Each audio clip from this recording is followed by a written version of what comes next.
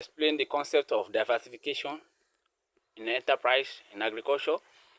As I've explained, integration, the forward integration and the backward integration. Diversification is slight different from integration. For instance, this is a piggery right now. This is piggery, and this farmer owns a pig farm. So the farmer later diversify.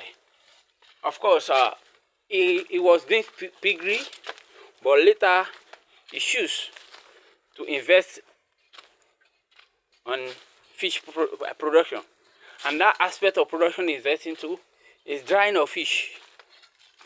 So you can see drying fish, then with rearing of pig. So having done this, you can see that it's different totally from integrated system I've just mentioned. So for instance, now a farmer who is also rearing pig, or probably a farmer who owns a fish farm, and he decides to plant oil palm, to establish oil palm. So that is diversification.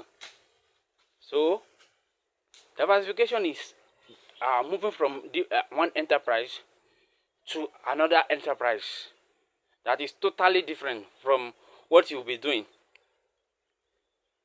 Of course, but when you are talking about integrated system, integration, I told you have forward and you have backward form of it. The forward form of integration is when you take advantage of your buyer, while the backward form of integration is when you take advantage of your supplier, as I rightly mentioned. And in that regard, there are a lot of benefits there. The reason why people integrate is to make more profit. The integration is for making more profit. Diversification is also for making more profit, but it's just like a sheet, just like a reserve, because it's a total different thing. Whatever happened to the previous, just like let me say backup.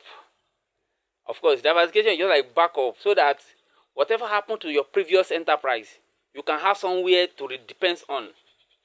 Because you know, for instance, somebody rearing fish and also have an oil palm plantation. Of course, you'll be making money from that oil palm plantation.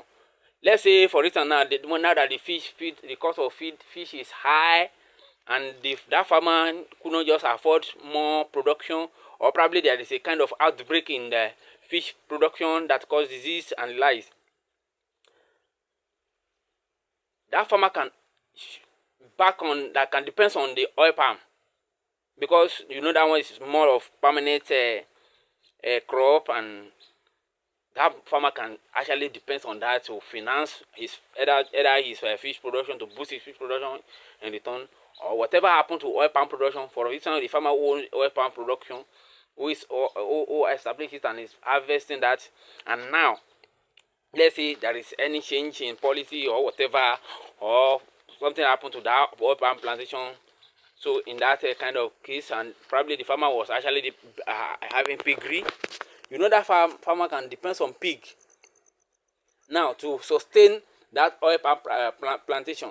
And that's the difference between the diversification and the integration. So it's very slightly different, but the purpose is what actually makes them unique. And for every commercial farmer must understand that concept, because that's the only concept that can help you to maximize your profit, reduce your costs, and at the same time serve as an insurance for your farm. Because you know, here in Nigeria, we don't have insurance. Sometimes some people don't have insurance for their farm. And when the worst happens, before the government will now think of, okay, we have to come to the aid of these people and do this for them and do that for them. So definitely, if you have alternative enterprise anywhere, like diversify, you have diversify your enterprise very fast, particularly when you have boom. Of course, sometimes we have boom. Boom could be that you have advantage of selling things and then you're making more profit. So at that time, you can think of diversification very fast. So it could be in investing in permanent crops like cashew, cocoa, and others that will not take your attention, just like active, inactive, active. We have, sometimes we have active investment and we have inactive. So it depends on the one you want to do.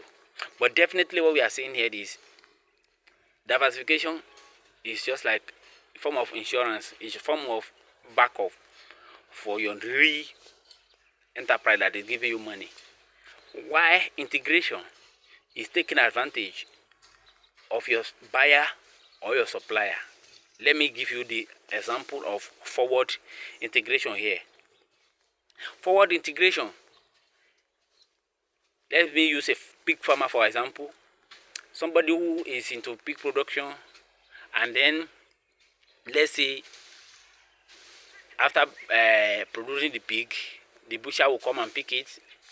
Then they will go and butcher it and sell it to the customers outside there as a retail or whatever. And this farmer is just producing pig, selling it to these butchers. The day the farmer will now plan of, okay, let me just secure a place where I can also be slaughtering my animal and sell it or distribute it to people directly, either people that are buying in retail or in wholesale form. What that farmer has succeeded doing is forward integration. He's taking advantage of buyers, of people who are coming to buy from him. Because, at that point, he's going to sell the same price the way these people coming to him to buy are selling. And those people coming to him to buy, they're actually making profit by buying from him and resell.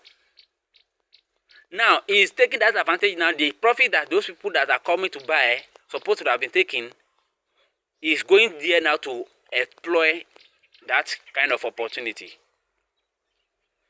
That means the income or the revenue of that farmer is going to increase greatly. And that's the best. So that is forward form of integration.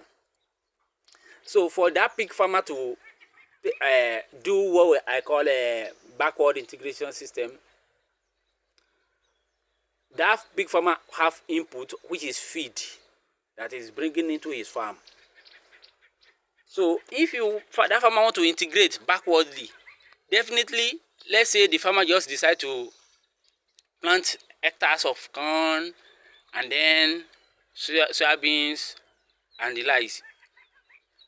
By so doing now, or probably the pig farmer just decide to put a plant somewhere where the PKC will be produced, and then he will be taking the PKC then to feed his pig.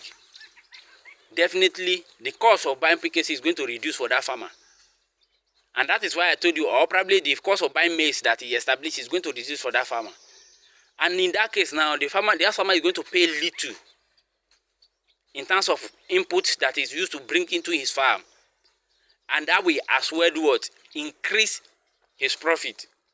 And that is why I said integration, either backward or forward integration system, is for farmer to increase his profit if you do it in a good way. Because we have good integration and there are also bad ones. But for integration to be successful, the system must play together to sustain each other. Don't forget that word sustainability. It must be sustained too. So the system must be very smart and sustainable, tangible, smart and sustainable. So I will not have time to go into those words, but that is a simple explanation to that form of integrated system. Another form of integration system, for instance, someone who is producing fish and probably melange or table size, and this person decides to open a bar. Then he will be selling the fish to people buying who are eating pepper soup directly or cooking pepper soup in farm. So that is another form of integration if the farmer can maintain it very well. So those people coming from you to buy fish to sell off as a pepper soup, the people buying pepper soup, they are making profit. So you are taking the advantage of your buyer. That is forward integration system. And backward integration system for the fish farmer is when you decide to install extruder or pelleting machine, where you are also pelleting your feed and you have control over your input.